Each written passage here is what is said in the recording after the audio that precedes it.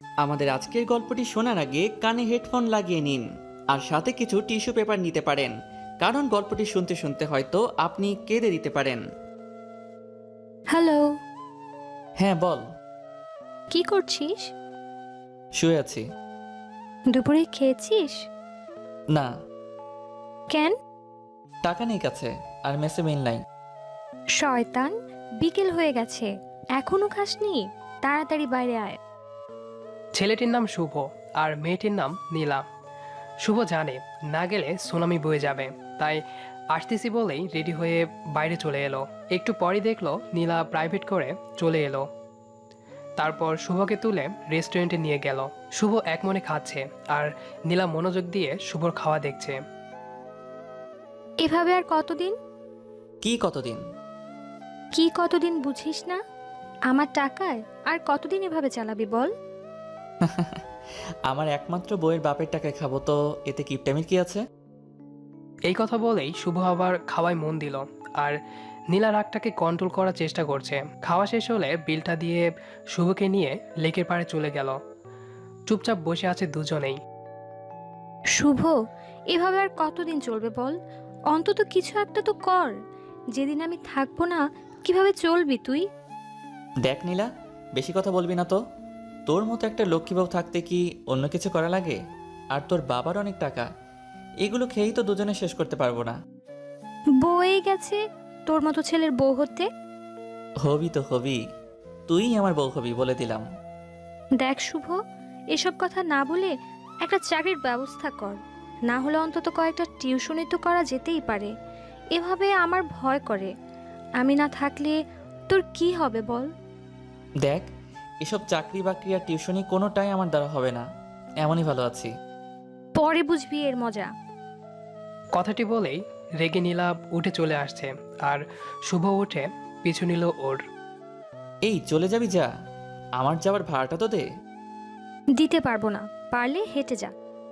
ওকে, গেলাম। কথাটি বলেই শুভ হাঁটা শুরু করে আর নীলা গাড়িতে উঠে যায়। কিছুক্ষণ পর নীলার গাড়ি শুভর কাছে এনে কাজটা নামিয়ে 1,000 টাকার একটা নোট শুভকে দিয়ে বলল, লিখে রাখিস, পরে শোধ করে দিস। গাড়িটা চলে গেল আর শুভ দাঁড়িয়ে মুচকি মুচকি হাসছে। এই 4টা বছরে শুভ এই দিয়ে 1,25,417 টাকা নিয়েছে। নোটটা না ভাঙিয়ে হাঁটতে হাঁটতে শুভ ম্যাচে চলে আসে। এবার এদের পরিচয়টা দেই। নীলান্দ্রি বড়লোক বাবার একমাত্র মেয়ে, তবে বড়লোক হলেও ওর মতো মেয়ে হয় না। রাগী হলেও মনটা খুব নরম। আর শুভ গ্রামের ছেলে। পরিবার বলতে শুভ নিজেই, মা বাবা সবাই ওই দূর আকাশে থাকে। অনেক কষ্ট করে ভার্সিটি পর্যন্ত এসেছে। পরিচয় বলতে এতটুকুই। ভার্সিটিতে শুভ একদম বেখেয়ালিভাবে চলতো, উদাসীন। আর এই উদাসীন ছেলেটাকে দেখে নীলার ভীষণ রাগ হতো, যে ছেলেটা এমন কেন। তাই শুভর সাথে বন্ধুত্ব করে নীলা। এরপর থেকেই শুভর প্যারা শুরু। শুভ এতটাই উদাসীন যে না খেয়ে থাকবে, তবুও কিছু করবে না। তবে নীলা খুব ভালো, তাই তো শুভর যখন যা লাগে দেয়। আর একসাথে থাকা চলা এটা তো কমন। এই 4টা বছর ধরে শুভর জ্বালাতে নীলা পাগল প্রায়। তবুও কেন জানি শুভকে কিছু বলতে পারে না। ছেলেটা এতিম তো, তাই আর শুভর হাসি দেখলেই নীলা সব রাগ চলে যায়। অপরদিকে শুভ নিজেকে নিজে যতটা না কেয়ার করে, তার চেয়ে বেশি নীলা কেয়ার করে। তাই তো নীলাকে খুব ভালোবেসে ফেলেছে শুভ। অনেক আগেই শুভ বারবারই নীলাকে বলে যে ভালোবাসি, তবে নীলা মজা ভেবে উড়িয়ে দেয়। এভাবেই এক এক করে চলে যাচ্ছে দিন। শুভও চাই চাকরি করতে, তারপর নীলাকে নিজের বউ করে নিতে। তবে আজকালকার দিনে চাকরি মানে যে কি, এটা যারা পড়াশোনা শেষ করেছে শুধু তারাই জানে। অনেক জায়গায় চাকরির ইন্টারভিউ দিয়েছে, তবে আজকাল মামা খালু আর টাকা ছাড়া কিছুই হয় না, তাই তো চাকরিটা আর করা হয় না। চাকরি না হলেও শুভ চুপি চুপি সেই প্রথম থেকেই রাতে 2টো টিউশনি করায়, যা নীলা জানে না। শুভর ইচ্ছে টিউশনি জমানো টাকা দিয়ে বিয়ের পর নীলাকে অনেক বড় একটা গিফট দেবে। শুভ অনেক স্বপ্ন দেখে নীলাকে নিয়ে। বিকালে ম্যাচে বসেছিল, তখনই আবার নীলা ফোন দিল। হ্যাঁ বউ বলো। দেখ শুভ, সব সময় আমার মজা ভালো লাগে না। মজা না, আমি সত্যি তোকে বউ করে নেব রে। আমার বিয়ে ঠিক হয়ে গেছে। আজ আংটি পরাতে আসবে, রাতে বাসায় আসিস। আর হ্যাঁ, আসার সময় কিছুদিন আগে যে শার্টটা কিনে দিয়েছিলাম ওটা পরে আসিস। নীলার মুখে আংটি পরানোর কথা শুনেই বুকটা কেমন যেন হয়ে ওঠে শুভর। শুভ ভাবে, এটা কি করে হয়? আমি যে নীলাকে ভালোবাসি, সেই নীলাকে শুধু আমার বউ হলেই মানাই। না না, এটা হতে পারে না। রাতে শুভ নীলাদের বাসায় আসে। এসেই দেখে অনেক মেহমান বসে আছে। এর আগেও শুভ এসেছে এই বাড়িতে। শুভকে দেখেই নীলা একটা মুচকি হাসি দেয়, তবে শুভর ভিতরে তোলপাড় শুরু হয়ে গেছে। শুভ অপলকভাবে তাকিয়ে আছে নীলার দিকে। আজ অনেক সুন্দর লাগছে নীলাকে। ছেলেটা নীলার হাত ধরে আংটি পরাতে যাবে, তখনই শুভ ছেলেটার কাছে গিয়ে কলারটা ধরে বলল, এই, তোর সাহস কি করে হয় আমার পরিটাকে আংটি পরাস? হ্যাঁ, আমি নীলাকে ভালোবাসি। নীলা শুধুই আমার। কয়েকজন এসে তাড়াতাড়ি শুভকে ছাড়িয়ে নিল। খুব জোরেই থাপ্পড়টা শুভর গালে বসিয়ে দেয় নীলা। অবাক হয়ে গালে হাত দিয়ে নীলার দিকে তাকায় শুভ। আমি তোকে এখানে ডেকেছিলাম কি বিয়ে ভাঙতে? আমি তোকে ভালোবাসি নীলা। আবার কষে থাপ্পড় বসিয়ে দেয় শুভর গালে। আমি তোকে শুধু বন্ধু ভাবতাম, আর তুই এই প্রতিদান দিলি? ভুলে যাস না শুভ, তুই একটা এতিম। নীলার মুখে এতিম শুনেই শুভর বুকটা ধক করে ওঠে। নীলাই প্রথম দিন শুভকে বলেছিল, খবরদার নিজেকে কখনো এতিম বলবি না। স্তব্ধ হয়ে যায় শুভ। তুই কি ভুলে গেছিস? তুই আমার টাকায় চলিস। তোর পড়ার টাকাটা আমি দেই, তোর মেস ভাড়া, তোর খাবার টাকা, এমনকি যে শার্টটা গায়ে দিয়ে আছিস সেটাও আমার দেওয়া। একটা এতিম ছেলে তুই, যার কোনো বাড়ি নেই, থাকার জায়গা নেই, একটা টাকা নেই। তোর মতো ছেলেকে এতদিন আমি সাহায্য করেছি কি শেষমেশ আমার পরিবারকে তুই ছোট করবি এই জন্যে? তোর টাকা লাগবে তো নে, দিচ্ছি, দাঁড়া। বলেই নীলা ঘর থেকে একটা বান্ডিল এনে শুভর পায়ের কাছে ফেলে দিল। নে টাকাটা রাখ, তবুও এখান থেকে চলে যা, চলে যা আমার সামনে থেকে। আর কোনোদিন যেন তোর ওই নির্লজ্জ মুখটা আমার না দেখতে হয়। শুভ টাকাটা তুলে নিল, তারপর টাকাটা নীলার হাতে তুলে দিয়ে বলল, আমাকে মাফ করিস রে, আমি বুঝিনি যে এমনটা হয়ে যাবে। ছেলেটার কাছেও এগিয়ে যায় শুভ। তারপর ছেলেটির পা জড়িয়ে ধরে বলে, ভাই, আমাকে মাফ করে দিয়েন। তারপর আবার নীলার কাছে এসে বলে, আসলে আমি তো ভুলেই গেছিলাম যে আমি এতিম। আমি ভুলেই গেছিলাম যে আমি তোর টাকাতে চলি। আমার যা আছে সবই তো তোর টাকাতেই কেনা। দেখ না, তুই আমাকে কত ভালো বন্ধু ভাবতি, আর আমি তোর বিশ্বাসকে এভাবে নষ্ট করে দিলাম। আসলেই আমি বেহায় রে। আর তোর টাকাটা দেওয়া লাগবে না, এমনিতেই যে টাকা দিয়েছিস সেটাই সারা জীবন তোর কামলা খাটলেও শোধ হবে না। নীলার বাবার হাতটা ধরে শুভ বলল, চাচা, আপনাদের শুভ কাজে বাধা দেওয়ার জন্য মাফ করবেন। আর নীলা শোন, তুই যতই আমার মুখটা না দেখতে চাস, আমি তোর বিয়েতে ঠিকই আসবো। বলেই চোখটা মুছে শুভ চলে গেল।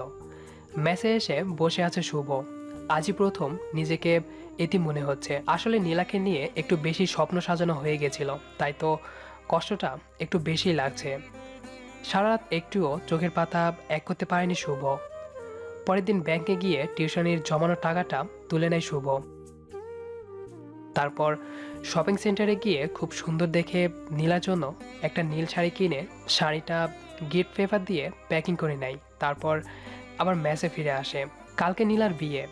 সারা বাড়িতে হই হুল্লোড় চলছে। খুব খুশি সবাই। খুশি হবে না কেন, একমাত্র মেয়ের বিয়ে। তবে মনটা খারাপ নীলার। শুভকে সেদিন ওভাবে বলার পর থেকেই মনটা খুব খারাপ। নীলা জানে যে শুভ হাজার কষ্ট পেলেও কখনো কাঁদে না। মুচকি হাসির আড়ালে কষ্ট খুব করে লুকাতে পারে। নীলা ভাবে কালকে বিয়েতে আসলেই ওকে সরি বলে নেবে। আর নীলা ছাড়া তো ওর কেউ নেই। বিয়ের পরও না হয় ওকে দেখবে।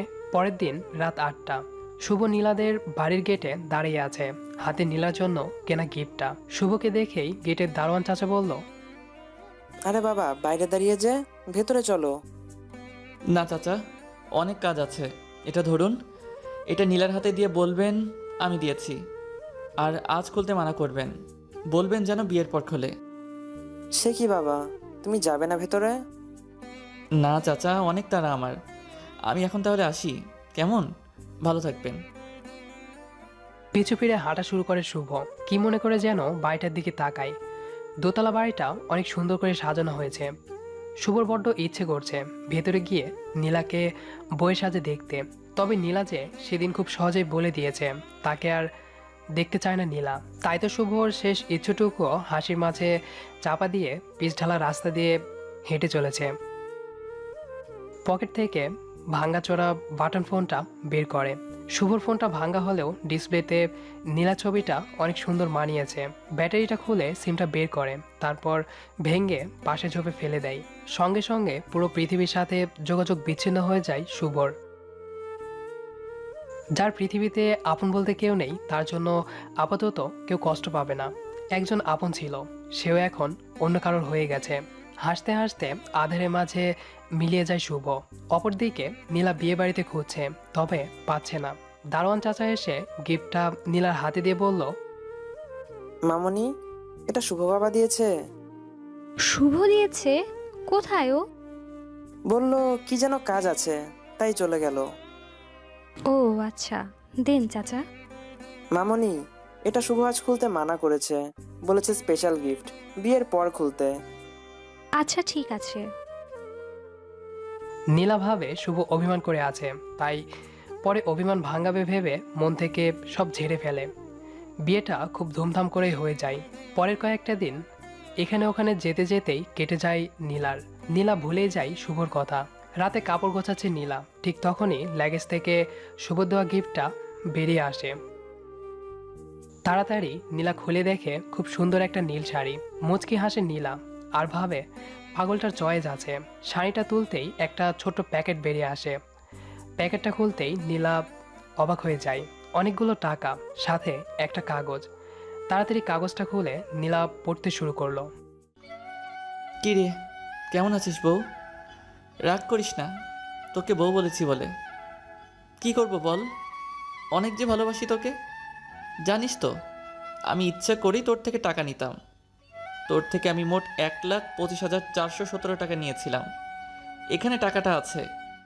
ভাবছিস এত টাকা কোথায় পেলাম? তোকে না বলে 2টো টিউশনি করাতাম রে, সেটা থেকে জমিয়ে তোর জন্য রেখেছিলাম। ভেবেছিলাম তোর সাথে আমার বিয়ে হলে তোকে এটা দিব, কিন্তু তা তো হলো না। তাই তোর বিয়েতে এটা দিলাম। কোনো দিন তো তোকে কিছু দিতে পারিনি, বেহায়ের মতো শুধু নিয়েইছি। তাই প্রথম ও শেষ একটা গিফট দিলাম। শাড়িটা হয়তো ভালো হয়নি, তাই না রে? কি করব বল, তুই তো জানিসই আমার চয়েস খারাপ। তবুও শাড়িটা পরিস কেমন? আর তুই বলেছিলি না কোনো দিন আমার মুখ দেখতে চাস না। একদম টেনশন নিস না, আর কোনো দিন তোর সামনে যাব না। জানিস তো, তোর সাথে চলতে চলতে ভুলেই গেছিলাম যে আমি একটা এতিম। তুই ছাড়া আমার কেউ নেই।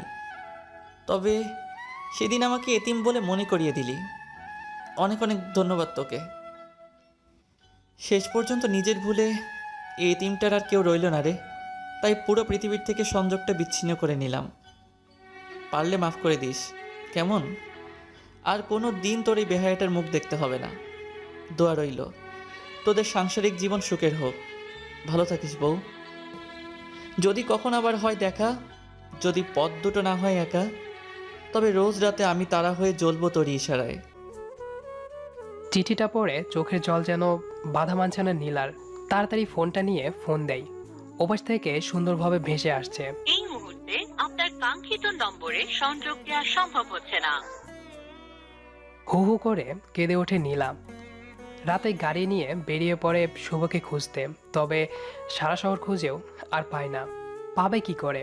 সে যে আজ চলে গেছে না ফেরার দেশে। গল্পটা লিখতে আমি নিজে অনেক কেঁদেছি। আম্মু বলেছিল কাঁদছিস কেন? তারপর আম্মুকে পড়ালাম, আম্মুও কেঁদেছিল। যাই হোক, কেমন লাগলো কমেন্ট করে জানান। আর নিয়মিত এমন গল্প শুনতে সাবস্ক্রাইব করতে ভুলবেন না।